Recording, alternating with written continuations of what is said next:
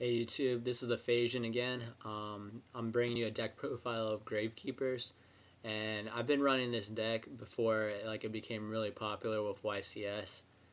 It just wasn't till the YCS winter till I actually made it more consistent than it already was, and I've done really well with this deck even though it's about to be hit with the ban list. I wanted to bring you a deck profile on it, and this deck right here, I ended up placing in top 16 at regionals, and on the 16th, the 19th of February, I ended up winning Pot of Duality tournament. So I was pretty excited about that, getting my team 6 dualities. So here goes the deck profile. All right, first off, we got 3 Gravekeepers Commandants, and basically you pitch him to the graveyard. He gets a Necro Valley to your hand. It's also a beat stick when Necro Valley's out, bringing his attack to 2100.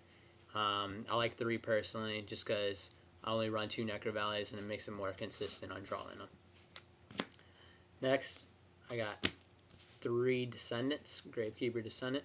He's kind of the reason why the turbo, the engine starts working by getting rid of Recruiter. But he's also really good tributing off another Gravekeeper to destroy 1 spell or 1 trap, and also 1 monster on the field, so he's pretty good for the deck too. Next, I ran 3 Gravekeepers Recruiters, and he's the turbo of the deck. Without him, this deck would not be nearly as consistent, and you use Gravekeeper Descendant to tribute off Recruiter. And basically when he's sent from the field to a graveyard, I could go searching through my deck for a Gravekeeper at 1500 defense or lower. So he's pretty decent. Next, I ran 3 Spies. This card is God, and with Book of Moons, it was even godlier. But now that Book of Moons is going to be a hit, this card is going to suffer a little bit, even though he has the great defense of 2000, and he allows you to special summon 1500 attack or less, 1500 attack or less from your deck to the field. And last but not least, for monsters is Gravekeeper Assailant. 2 made it really consistent. I also pitched him for Allure of Darkness, but he could also switch things to defense mode, getting over Goyo and other big beaters like that. And I really enjoyed playing him. He's just a good card, but I want to run 3 because it makes the deck too slow. Okay, and that was 12 monsters. Next, for spells, we go over the key combo, or the key engine, is Pot of Duality. I know these cards are hard to come by, but they make decks work way more consistently, and 3 is pretty hard to get, but pretty awesome to run. Next, we have 3 Book of Moons. I know this card's going to get hit to 1. That's why I'm posting this deck before the ban list. But this card saves your Gravekeepers from being destroyed, bottomless, all that kind of stuff. And if they attack into your face-up attack mode Spy, boom, Book of Moon it, and Spy gets reflipped, getting you another monster out to the field.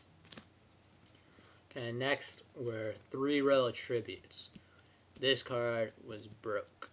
Now it's going to be hit to 2, but getting this first turn, which I did often, it just kills hands. Getting rid of all their monsters, and you play this when you got a low monster count in hand. That way you don't minus at all. Next, ran 2 Necro Valleys. Some people like to run 3. I like to run 2 because I don't like having a dead draw Necro Valley in hand. But the 3rd one does come in handy for a safety net if one of these gets destroyed. But I was fine with that. I didn't need Necro Valley to win. But its main effect that kills over decks is not being able to target the graveyard. So that's what Necro Valley was good for. Also Royal Tribute. Next are 2 Gravekeeper Steals. Basically, this allows you to get 2 Gravekeeper is back from your graveyard, 2 monsters, and this is unaffected by Necro Valley. I might run a third one of these, I'm not sure yet, but 2 seems to work pretty good so far. Next, I ran Allure and Dark Hole, allowing me to draw 2. People not sure about this and don't really like it. And Dark Hole, of course, being one of the most broken cards of the format. Okay, next are traps, and that was 15 spells, by the way. For the traps, I got 2 Solemn Warnings in here. Unfortunately, I don't have a third warning for this deck, but 2 seem to fit me pretty fine. This deck did lose to Samurais a couple times because Samurais just swarm the crap out of these guys. But 2 Solemn Warnings did me well, so.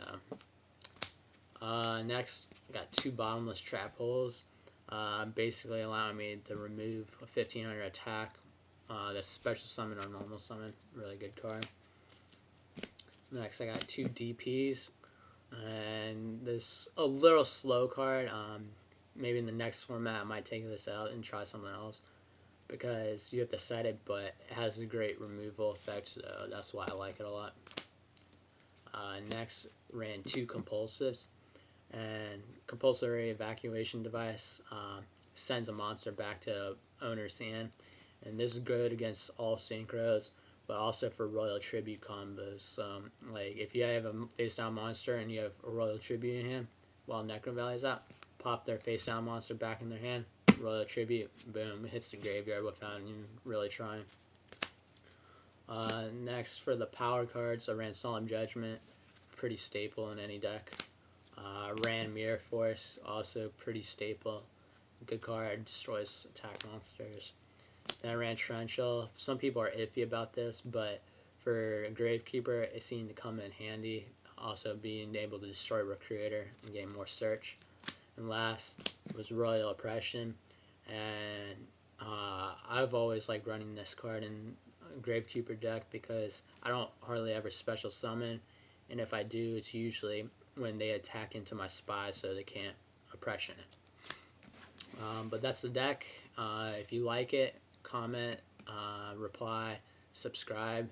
But other than that, give me feedback and let me know how you like the deck. And I should have a post of a new deck format if I'm running this still on March 1st. Alright, thanks.